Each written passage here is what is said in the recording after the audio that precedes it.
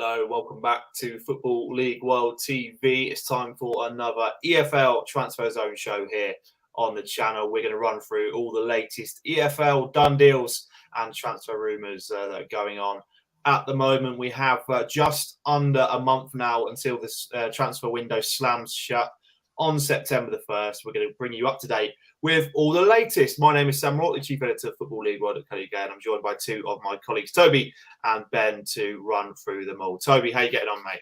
Yeah, good, thanks. As you say, just under a month to go in the window. It's that sort of time, isn't it, where the deals really start to get interesting. Clubs really feel the pressure to get that business in, so it does really make it an exciting time for us to be talking transfers. Absolutely. And Ben, how you getting on? Yeah, all right. I managed to get out of the Wigan war zone at the weekend and got back to work. Yeah, it's been a little bit quieter than normal transfers, hasn't it, this week? And I think now the season started, teams are focusing on getting the teams ready. But I think now we're getting closer to the end of the window. Things will start to pick up, and there's certainly been some interesting rumours coming out in the last week and over the weekend. Yeah, absolutely. Good to hear you got out of the Wigan war zone. Nice and safe. That's always good. We are broadcasting live on Facebook, Twitter and YouTube, so please do get yourself in the comments. Let us know your thoughts on some of the transfer rumours and done deals we're going to be talking about on this show. Right, let's get straight into it.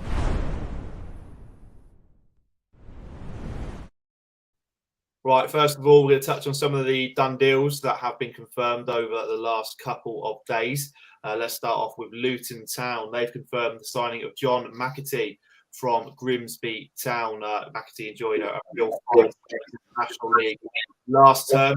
14 goals in 37 appearances as Paul Hurst's side secured promotion via the playoffs back to League Two. A player that many National League fans have been raving out. I follow a lot of them on social media, and lots have been really impressed with Mcatee so far during his career. Right, Toby, we'll come to you then. This looks like a bit of a shrewd pickup from Luton, who are becoming notorious for this sort of signing, aren't they? Yeah, it's sort of a bit of a smart one, isn't it? Sort of maybe someone plucked from sort of where certain other sides wouldn't maybe think to look, and in that sense, it's probably quite a clever bit of business, getting him on the cheap before someone else comes in and snaps him up in a few years. You know, you potentially looking at, if he does go on to succeed, it would be a lot harder for a club such as Luton to get a signing like this. Is certainly a lot more expensive, so it's almost kind of smart to get it done this way, and it gives you that option further down the line. Obviously, gone back on loan to Grimsby, which is probably a smart move to make. It would have been a huge step up to go all the way from the National League to the Championship. So yeah, I think it's sensible the way that Luton have done this, and obviously this isn't the only one, is it, that they've sort of made a move for in this mould recently. Andrew Pebble, I think, if I've got that pronunciation right, coming in from Canada, that another sort of clever little signing, you know, not one that maybe everyone was aware of, but certainly a player with potential who they've sort of moved quick for before he does become more of a household name. So it does look like Luton are using some swift, smart thinking here in the transfer window. Yeah, Mcatee, a player that has played in the EFL before, had stints at Scunthorpe United.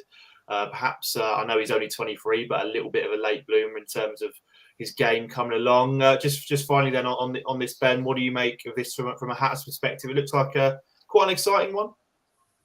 It could be, yeah. I mean, obviously you're gonna have to wait a year to see him play, but it does concern me that, you know, Luton do tend to play three. He's, you know, primarily a number 10. He can play up front, but I think Luton a lot of the time do play with a flat three. And I think a similar signing last season made Carlos Mendes Gomez from Morecambe failed to get much game time last season, and it does worry me that Mcatee might see the same fate happen to him in a year's time. So we'll need to see how he gets on at Grimsby in League Two, because his last spell in the Football League with Scunthorpe wasn't exactly a great one. He wasn't prolific or anything like that, but he seems to have found his feet at Grimsby in the National League. He's clearly got technical ability. We saw him score some outrageous goals for Grimsby last season. Well, yeah, he'll be 24 when he does play for Luton for the first time, and you know that's it's not like he's a 21-year-old. He's got a lot of developing to do. He's, been playing in the 5th tier of English football and shining there. It's a big step up to go 3 leagues up with, where I assume Luton maybe next season they could even be in the Premier League if they have a really good season. So we'll have to see, wait and see what happens. He's got a season to prove himself in League Two, but I think Luton getting ahead of maybe other teams in the transfer window to get him, they can, even if it doesn't work out for him, they could potentially make some money on him. So it could be a decent move, all things considered. Yeah, a reported fee of £500,000 Luton paid to sign John Mcatee from Grimsby this summer. Right, any Hatters fans in the comments, let us know your thoughts on the arrival of John Mcatee. You excited to see what he can bring to Kenilworth Road?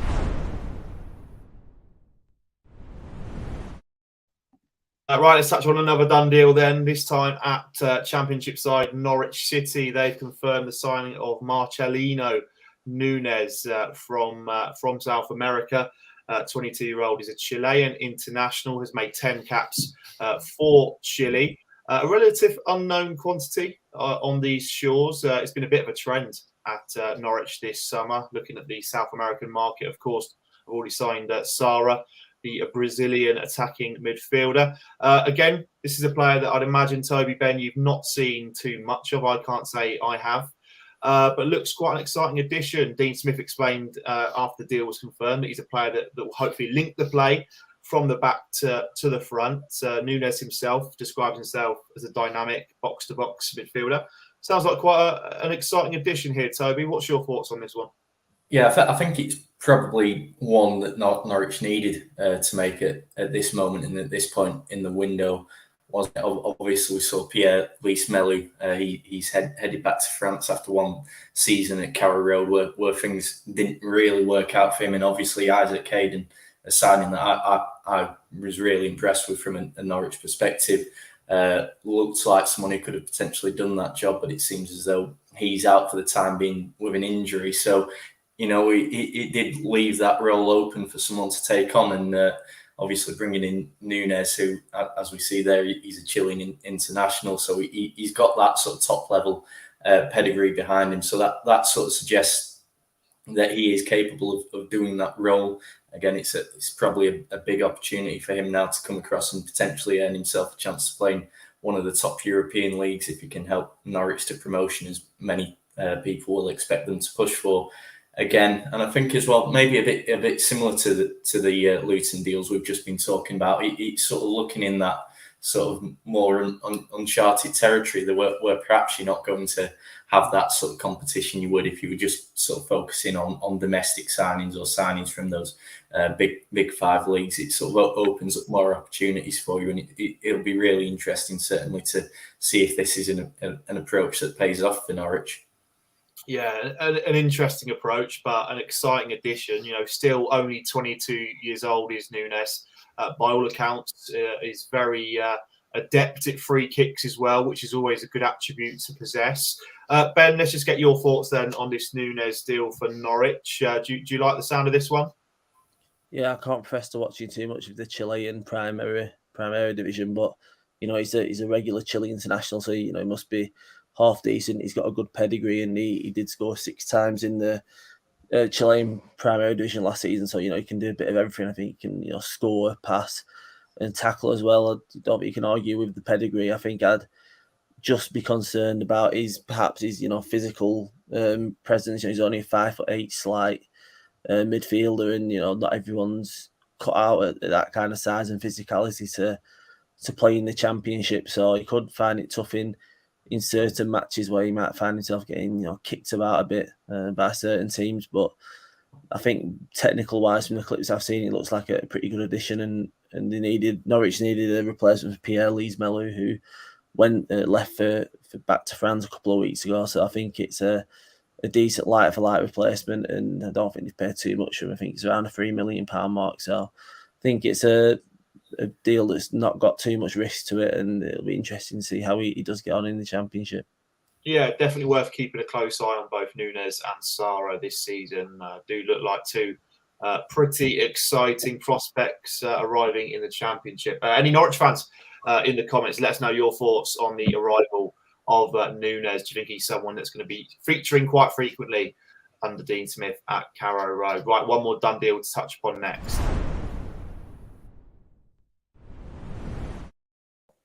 A long ongoing transfer saga in the EFL came to an end a few days ago as Marcus Tavernier departed Middlesbrough to join AFC Bournemouth in a deal which is worth in the region of £10 million. It was rumours were going on and swirling for the majority of the summer, but the deal was finally concluded. He's going to be playing Premier League football under Scott Parker on the South Coast. Right, Toby, let's get your thoughts on this. Do you think it's a good move for him himself?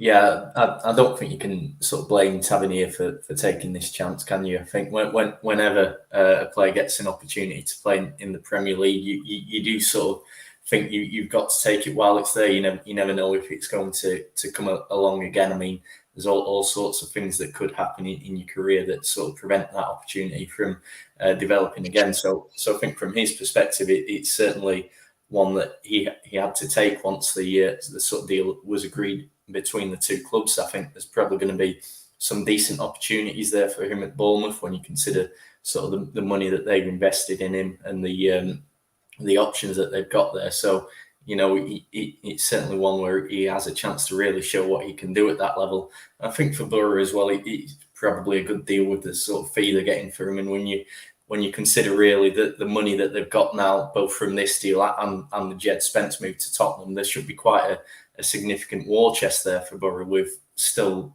a fair amount of business for the club to do, certainly in terms of bringing in a couple more centre forwards. So I think it probably works out quite well for them as well, in terms of, as I say, that there's a significant amount of funds there that Borough have, and that could give them almost a big advantage, because we see these days, don't we, money's always tight in the Championship. So those two fees could really sort of be a big difference for them in terms of the calibre of player that they're able to bring in comparison to the rest of the division in what remains of the window.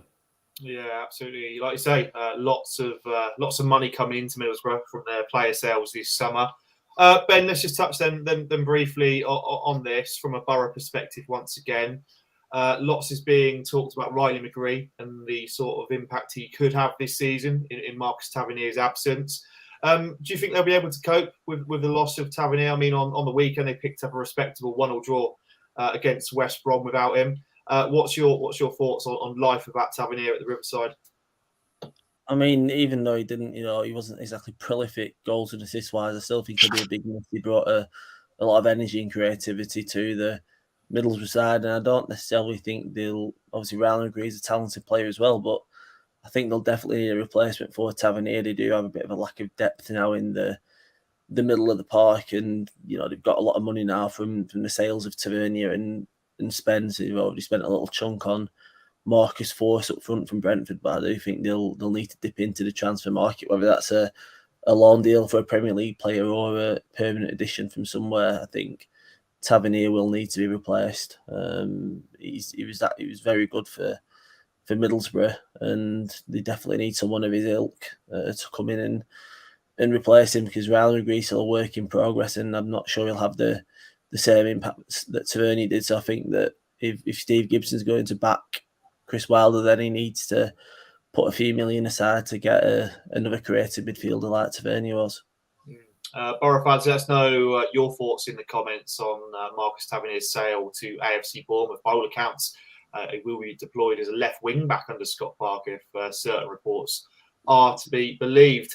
Right, well, that's our look at some of the latest EFL done deals. We're now going to run through some of the latest EFL transfer rumours. Right, let's move to Sheffield United. It looks like they're going to conclude a deal to sign James Mcatee, the brother of John Mcatee, who we've already spoken about on this show, on a season-long loan deal from Manchester City. The 19-year-old is highly regarded at the Etihad Stadium, has featured several times for Pep Guardiola's side, played in the Champions League as well last season for the Citizens. So this looks like a really exciting pickup for Paul Heckingbottom's Blades. Toby, we've already seen Sheffield United prize Tommy Doyle away from Manchester City this summer. This again looks like another really exciting addition if they do get this one over the line, doesn't it? Yeah, absolutely. Going to be a really good one to watch. It looks like for Sheffield United, if they can get it done as seems likely, Mcatee in that sort of attacking midfield role really has been sort of prolific for City at the academy levels, and you sort of see the impact he's making in the fact that he's already getting those sort of first team appearances. That shows just how much he's impressing at the club. So yeah, it's a really exciting sign, and again, it's some important business that Sheffield United have been doing here. Obviously, we sort of saw seen the departure of Morgan Gibbs-White at the end of last season when his loan came to an end. That obviously left a big void in that sort of attacking midfield role for the Blades. So it was really important for them to go out and get someone in, and it sort of sounds like, you know, the success that Gibbs-White enjoyed there has sort of been a bit of a factor in City agreeing to letting Mcatee go to Bramall Lane. So I think that sort of suggests a bit about what they're expecting him to do while he's playing for Paul Heckingbottom's side, and that in itself should be a really sort of exciting proposition for Sheffield United fans, and it should definitely be one that they're going to enjoy watching this season. Yeah, I think we saw in that performance against Watford on Monday evening that there was that element of creativity that was missing in the final third. They were relatively defensively resolute throughout, but it was that sort of final third chance creation that I felt they were lacking. James Mcatee could well bring that. Ben, let's just get your final thoughts on this potential deal. Do you think James Mcatee will be a good, shrewd signing for the Blades?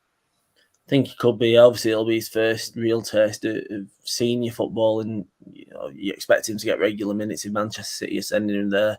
They clearly trust Sheffield United to develop him like they did with Morgan Gibbs-White last season. He offers Heckingbottom another option in the attacking midfield role. I think it'll be interesting to see what kind of system Heckingbottom does go with going forwards. Like, they've got a lack of real out-and-out strikers. They've got Billy Sharp and Ryan Brewster and Ollie McBurney as well, who didn't have a great season last season. I don't think he scored a single goal, and now they've got quite a few natural attacking midfield options. They've already got Ndai, Sander Berge, Reda Kadra, and now Mcatee adding to this. It wouldn't surprise me to see two attacking midfielders play behind the striker, and I think Mcatee offers a bit of balance in the terms of being a left footer. He's very prolific in under-23 Premier League action last season, so I think he deserves this chance to play for a team who will be going for automatic promotion in the Championship, and I think this could be a stepping stone to better things for him. Yeah, any Blades fans, let us know in the comments your thoughts on the imminent arrival of James Mcatee. Again, it does look like a pretty impressive coup if they do manage to land him. Right, let's look at some more rumours next. Right, Leeds United have turned their attention to Watford winger Ismail Asad this summer as they look to replace Rafinha, who of course left for Barcelona earlier on in this summer transfer window. Watford, by all accounts, want 35 million euros for their wide man in this window. He did start for Watford in Rob Edwards' first competitive game on Monday evening, played excellently alongside Emmanuel Dennis and João Pedro, a player that is clearly too good for Championship football. Should really be playing in the top flight somewhere. Toby, let's get your thoughts then on this one. Would he, first of all, be a good addition for Leeds United, who are looking for a new winger? Yeah, it's a really interesting one, this, I think, from a Leeds United perspective. I mean, on the one hand, Sarr is going to be an absolutely outstanding signing if they get him, in terms of what he can provide in the Premier League, to sort of do what he was doing for Watford, not just last season, but the time before that when they were in the Premier League, and again slipping towards relegation was quite remarkable. So I don't think there's any doubts he could make an impact in the top flight if he was to go back there with a move to Ellen Road. I do find it interesting though in terms of the what it might mean for Leeds. When you look at the wide options they have already, obviously they've brought in Luis Sinisterra from the Eredivisie this summer. Then you've got the likes of Jack Harrison, Dan James, Rodrigo can potentially play out wide, and of course Crescencio Somerville coming through. He's just signed a new long-term contract with Leeds. So there's plenty of options there for Jesse Marsch in the wide areas, in my opinion. So whether or not that would sort of push Leeds to move on one of those players, and Jack Harrison has obviously had a fair amount of speculation around him and Newcastle this summer. So if that was to be the case, then Sarr is certainly a very strong option to replace one of those. If it's not a case of someone else moving on, it sort of potentially raises a few more questions for me about whether this is something that certainly they need to be prioritising for the time being, when you're still looking at the lack of centre forward cover for Patrick Bamford and the shortage on left backs with the injuries to Firpo and Dallas. So it's sort of a really fascinating one for Leeds in terms of excellent signing if they get it done, but should it be the priority for them? Yeah, I mean, it was interesting the way Rob Edwards deployed him on Monday evening. He was utilised quite centrally, which is somewhat surprising for Sarr. We've mostly seen him play on the flanks. Does suggest he can play in various attacking roles, which is a positive for Leeds United. Just finally, then on this, Ben, Sarr, no stranger to being subject of significant interest. We've seen him being linked with Liverpool a season or two ago. Bids of 40 million by all accounts flying in for him. If the reports are to be believed, 35 million euros, which equates to around 29 million pounds. Is that the sort of figure you feel is justified for someone like Sarr? Do you think it will take that amount of money to prize him away? I think it is, yeah, fair enough. Watford are obviously entitled to hold out for what they believe he's worth, and I know they've rejected higher bids in the past, but he's obviously his contract will be getting shorter, and I think he didn't kick up a fuss 2 seasons ago when he was in the Championship. He stuck around, but I think this year is more important because it's a World Cup year, and Senegal are in the World Cup in November, and I think Sarr will be wanting to play at the highest level possible. And if Leeds do come in, obviously they're a massive club with a big fan base. I think it might be even though obviously Liverpool were in from 2 years ago, this could be a bit of a head turner considering the stage of the career is at. I think he scored 10 goals in the Premier League in 2 seasons, which is obviously not that prolific, but I think surrounded by better players, with Leeds obviously having the creative players there doing their team, I think he could flourish a team like that. So I think Leeds do probably need to, if they are interested in Sarr, they need to firm the interest up, because if he does have a good first few weeks of the season, obviously he had an assist against Sheffield United on Monday night. If he continues to play well, I can see other clubs being interested in him before the window's over.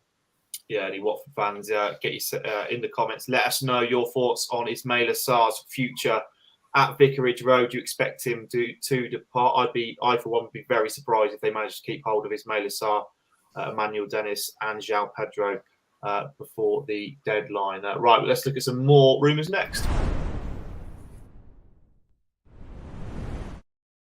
Right, this looks like a deal that's going to happen any time now, and that is Charlie Patino.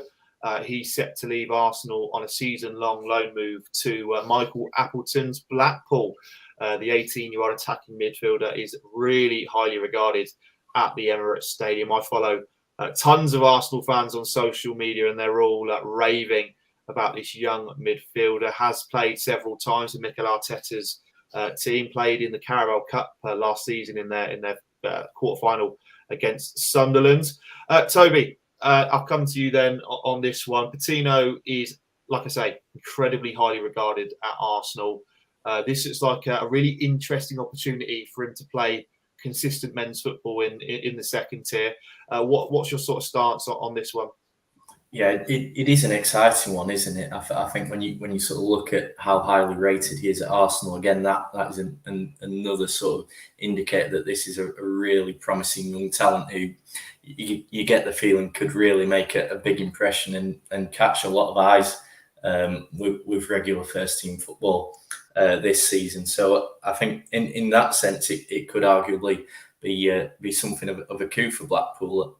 What I do find interesting, though, is sort of looking at the seaside as business this summer. This is sort of the route that they do seem to be going down in the transfer window, you know, with the other players that they've brought in, the likes of Luis Fiorini, again, loan move from Manchester City, Reece Williams on loan from Liverpool, Theo Corbinal on loan from Wolves. So there is a lot of emphasis, it seems, on so, you know, that temporary move for players from the Premier League. And I think it's going to be really interesting to see if that pays off for Blackpool, because obviously there's a great deal of talent and potential there, but the big question is going to be, will they be able to cope without that sort of lack of experience at this level and playing sort of this regular Championship football? So it's going to be a big test for Patino as well. It'll be a really good experience for him. It'll sort of be an indicator of sort of the level he's ready to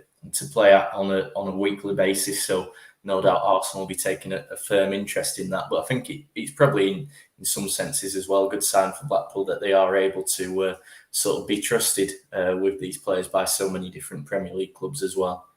Yeah, Patino, known for his creative capabilities in the Arsenal youth setup.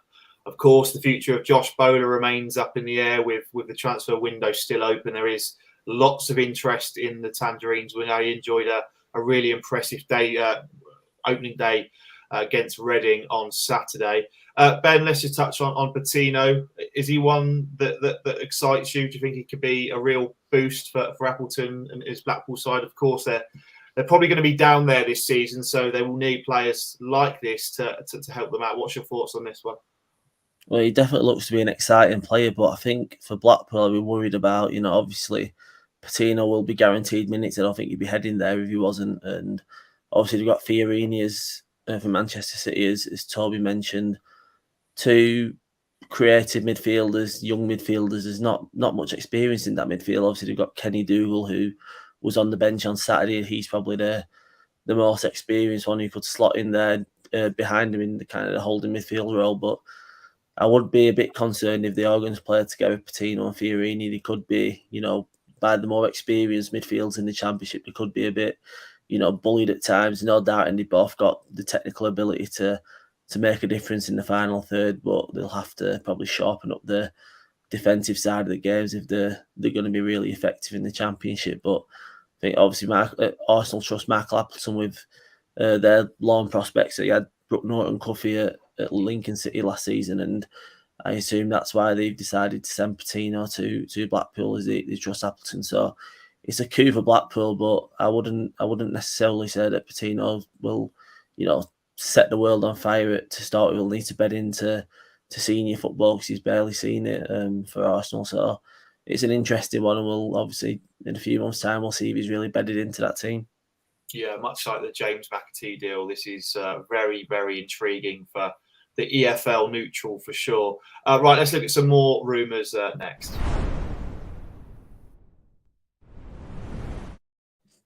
Right, the future of Dan McNamara has been a hot topic of debate here on EFL Transfer Zone over the last couple of weeks. We at Football League One exclusively revealed a month or two ago that QPR were heavily interested in McNamara. Since QPR have had two bids rebuffed for the Millwall right back, he does still remain at the Den. A new contract offer is on the table at the Lions. He is yet to sign it right now. He is, of course, a Millwall fan himself as well.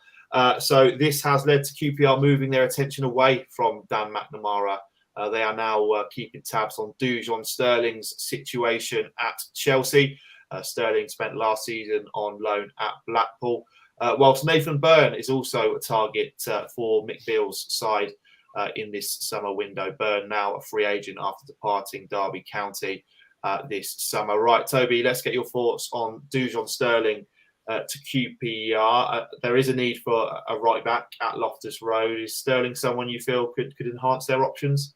Yeah, could definitely be a solid option for QPR. I mean, I watched them at the weekend, and to be fair, I don't think Osman Kakai played badly at all at Ewood Park. It was a solid performance. Gave Harry Pickering a bit of a workout on the wing, and you know he had an absolute thumping effort off the crossbar with the score at 0-0. So that could have certainly made all the difference. in that game. So, but even so, he is the only right back that QPR have got, and you just can't go through a season with just one senior option in that position. So it's, as we say, it's definitely a position QPR need to strengthen, and Dujon Sterling is a potentially solid option to sort of bring in for that role. Obviously, as we say, he knows the Championship well. He's had a couple of loan spells at this level already up in the Northwest with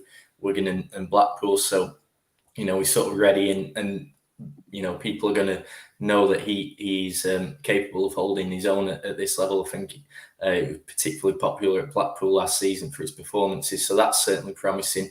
And another factor is obviously a move to QPR. It's a lot more local to where he is currently based with Chelsea, so that might help him to thrive as well. So yeah, certainly that could be a sort of promising move for QPR. It'd be interesting to see whether it's a loan or a permanent that's being discussed. Again, he's another one of those sort of Chelsea loan army that you think are they ever going to make it? At Stamford Bridge after so many sort of spells out on loan elsewhere. So that potentially leaves him with a big decision to make. I'm sure QPR themselves are probably going to have to think about a long-term option in that position at some point as well. So that sort of adds into the intrigue in that. But I guess in some senses, perhaps also an argument that it will be a simpler move than one for the other man we mentioned being linked in Nathan Byrne. Obviously, with the fact that his contract's expired, but there's reports, aren't there, that he made enough appearances to trigger an extension, but he doesn't want to take that up, and there's a legal route he can go down to avoid that due to the transfer in ownership of Derby. So that is something that could become very complicated for any team who gets involved in that by signing Byrne down the line potentially. So in that sense, you could almost argue that Sterling is a safer option from an off-the-field perspective, almost, for QPR. Yeah, QPR have been monitoring Dujon Sterling for the last few weeks. Preston North End have also been linked with a move for the Chelsea man. I suppose with that update in mind, Millwall fans will be hoping Dan McNamara sticks around at the Den, with QPR's interest easing in their right back. Right, let's run through some final few EFL transfer rumours next. We at Football League World brought you an exclusive with regards to Ben Brereton-Diaz. We understand Bruno Lage's Wolves have submitted an inquiry for Brereton-Diaz in this summer transfer window.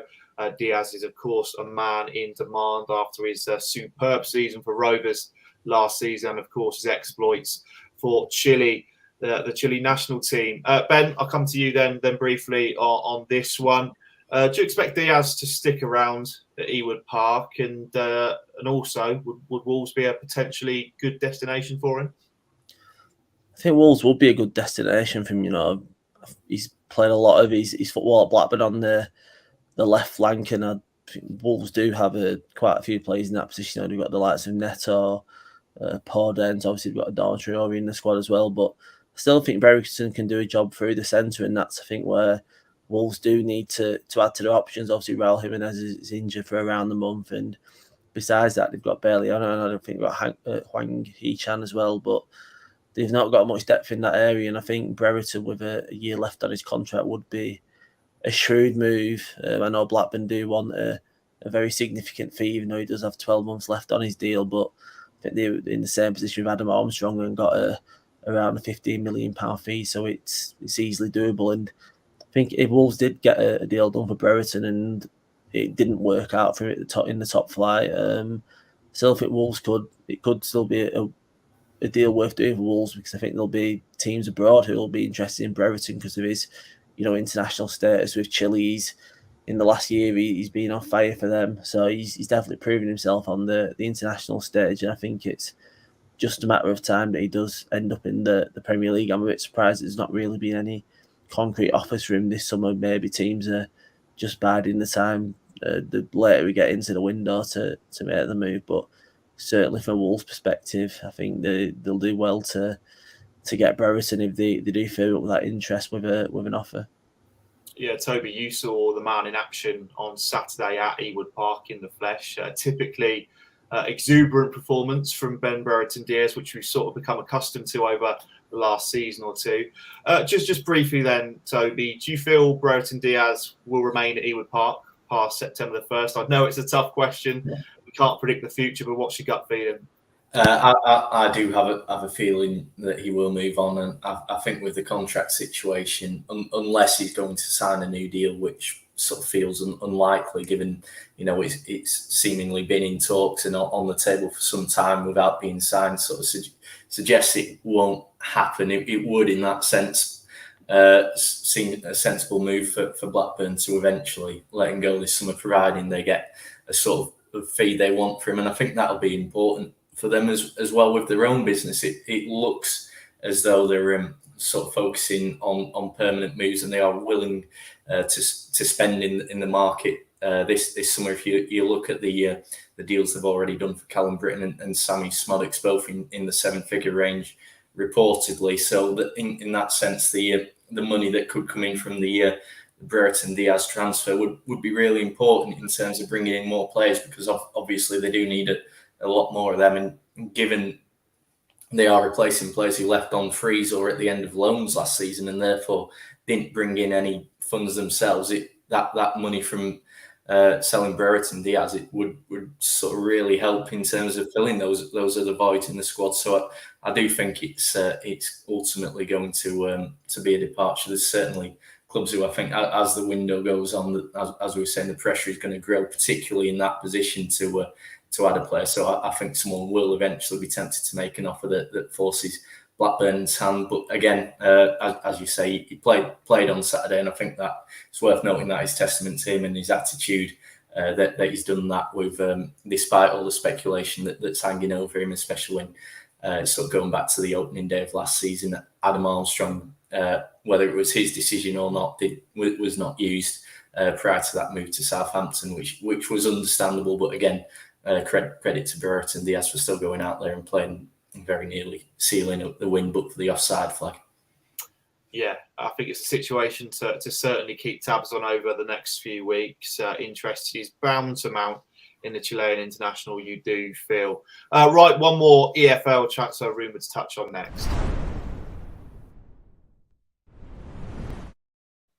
John Eustace at Birmingham City is looking to add new faces to his blue squad as they aim to stave off the threat of relegation. They are many bookies' favourites, tip to go down from the Championship this season. They'd signed Christian Bielik on a season-long loan from Derby County last week. An impressive deal, you do feel, for the Blues. And they are looking to sign another Derby player in the form of Jason Knight. The Republic of Ireland international has 12 months left on his current contract at Pride Park. Very highly rated at Derby County. Enjoyed a fine season last term for the Rams, despite their relegation to League One. Toby, this is a transfer rumour that somewhat surprised me, given the sort of clubs that have been linked with Jason Knight over the last year or two. We've seen the likes of West Ham and numerous other Premier League sides monitor his progress. What's your thoughts on this one? I mean, in my eyes, it would be a hell of a coup for Birmingham if they managed to pull this one off.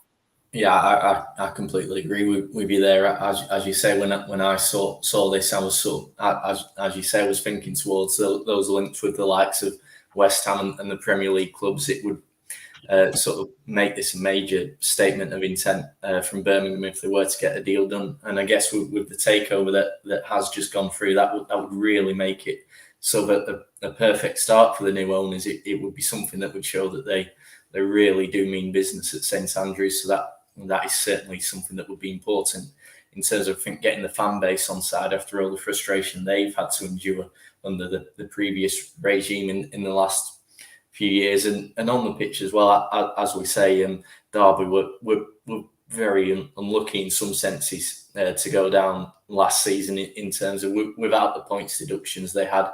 They would have been nowhere near the bottom three, and Jason Knight played a huge part in making sure that would have been the case. So, as we say, with the sort of expectations there are on Birmingham to be in and around that relegation zone this season, to get a player in like that who can cope so well under that sort of pressure, even at such an early stage of his own career, would be a really good piece of business, I think, from the Blues. Yeah, absolutely. Ben, let's just get your thoughts then on this particular one. Birmingham City eyeing up Jason Knight. What's your sort of stance on this one? Can you see it happening?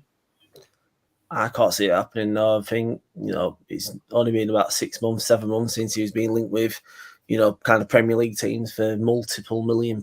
And I know he's got a year left on his contract at Derby, but I can't see him going on the cheap. And it's not like we know what Birmingham City's financial state currently is right now. They're in the midst of a partial takeover by Paul Richardson and Maxi Lopez, and I'd be inclined to think that they're not in the position to be splashing out 7-figure transfer fees, which is what it'd surely take for Knight to depart Derby this summer.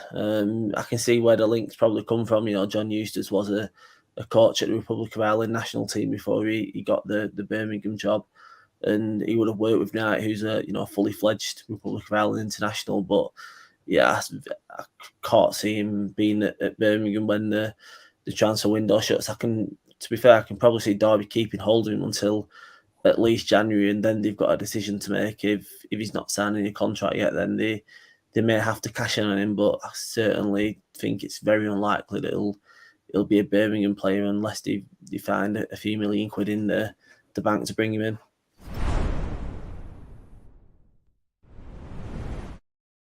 Right, well, that brings an end to today's EFL Transfer Zone show here on Football League World TV. Thanks to everyone for tuning in and watching. Toby, Ben, thanks for joining me on this afternoon's show. We have no shows tomorrow on Football League World TV, but Friday sees the return of the EFL betting show, 10 o'clock for that one. And we also have, of course, the EFL weekend preview show, on Friday, where we'll be looking ahead to this weekend's EFL action. If you are watching this on repeat on YouTube, please do stick a like in below this video and subscribe to the channel. We have breached 1,000 subscribers now here on Football League World TV, which is fantastic. So we're really keen to see the channel continue to grow throughout the next few months. Right, well, that's it from myself, Toby, and Ben. We shall see you next time.